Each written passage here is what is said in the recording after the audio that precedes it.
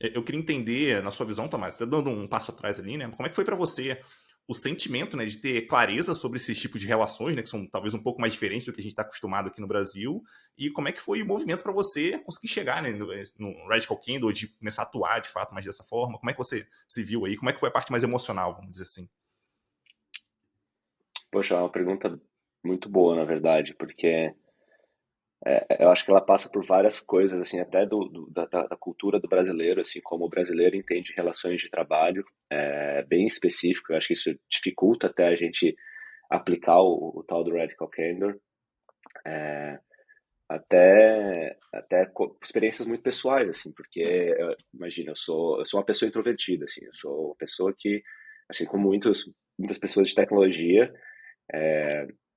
e assim, você começar uma carreira de liderança, qual você tem que conversar com muitas pessoas, entender o relacionamento, foi complicado, assim, mas na verdade, acho que foi lá em 2017, eu cheguei a fazer uma mentoria de liderança com um líder de tecnologia acho que era da Fit.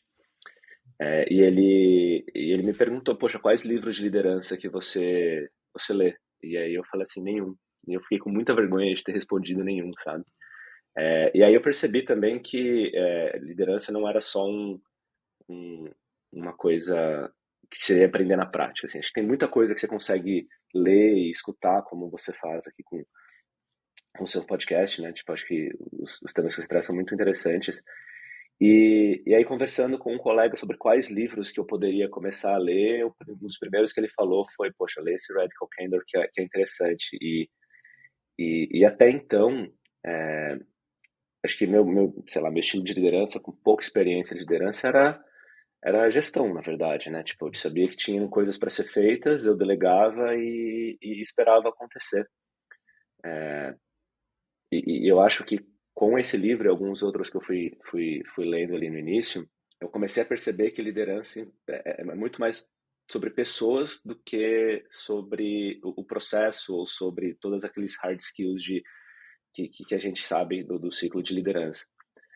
Então, acho que o Radical Candor em si, ele foi muito importante para perceber isso, sabe? Tipo assim, ele fala muito sobre relacionamento, sobre entender o que a pessoa é, e eu acho que isso até contrasta um pouquinho com aquela ideia de que algumas empresas têm de que você faz parte de uma família, sabe? Tipo, eu acho que isso, eu não gosto muito desse conceito, assim, sabe? Eu acho que família é família, trabalho é trabalho, você pode se relacionar com as pessoas do seu trabalho, mas é diferente de família. Mas que tipo de relação? Acho que o livro ele fala muito sobre isso, sabe?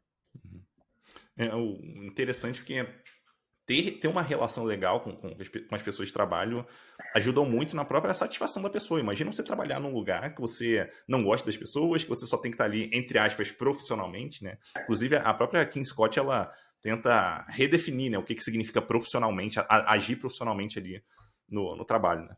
Eu até costumo dizer Uhum, que a gente está, vamos dizer assim, se a gente pegar o nosso crescimento natural ao longo da carreira e tal, a gente fica acostumado com dois perfis que são muito antagônicos assim. Então, de um lado, talvez uma liderança que seja mais direta no sentido de ela não se preocupa com as pessoas e só está pensando em resultado e tal, então uma liderança mais nesse sentido, e uma outra liderança que talvez seja muito mais boazinha e tal, e que aqui eu posso fazer qualquer coisa, eu tenho muita liberdade, e a questão uhum, é, até esse ponto que o livro tenta trazer, né, que a ideia não é ser só um ou só outro, a ideia é como é que você consegue juntar os dois para ter o melhor dos mundos, né? Que você vai desafiar as pessoas, que você vai, né, ajudar as pessoas a se desenvolverem ali, né? Obviamente, esses desafios ajudam nisso, mas do outro lado também você vai se preocupar com elas. Você quer que as coisas aconteçam porque isso vai ser bom para elas também, não só para a empresa, mas para elas, para a carreira delas, para eventualmente quando elas saírem daí, elas vão estar melhor preparadas, por aí vai. Então, trazer essas duas visões e conseguir juntar, eu acho que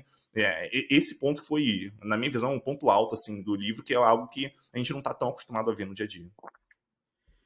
Eu concordo. E assim, eu gosto muito de pensar também, assim, como esse assunto, como vários outros, tipo, não tem certo ou errado, assim, eu acho. Tem muito de você entender o que tem que ser feito naquele momento, sabe? Eu acho que as pessoas gostam muito de frameworks porque parece que vai dar é o silver bullet, assim, vai resolver cara, os frameworks ou qualquer coisa. Tipo, até você pensar no Radical Candor, assim, poxa, às vezes não faz sentido para você aplicar exatamente o que está no livro, mas os conceitos, o que está por trás, as ideias, acho que às vezes são muito mais importantes, sabe? Uhum. Então, estava até pensando assim, acho que no MBA que eu terminei agora, a gente falou muito sobre liderança e fala-se muito sobre estilos de liderança para cada um dos momentos. Então, puxa, às vezes você está em um war mode, tipo, você tem que resolver um negócio super crítico e, cara, você não tem muito tempo de, talvez, explicar todo o contexto, tipo, ter todo mundo on board de tudo que está acontecendo, sabe? Então, como que você faz? Se você tiver um bom relacionamento com o seu time, eles confiam em você, eles sabem que naquela semana vai ter que ser execução e todo mundo executa junto. Tem um momento de inovação, por exemplo, que você vai trazer contexto, você vai trazer o problema para todo mundo participa do desenvolvimento de solução. Acho que tem gente que acaba sendo muito incisiva em falar que tem certo e errado em tudo, sabe? Eu acho que tem certo e errado para cada momento, acho que é mais ou menos assim.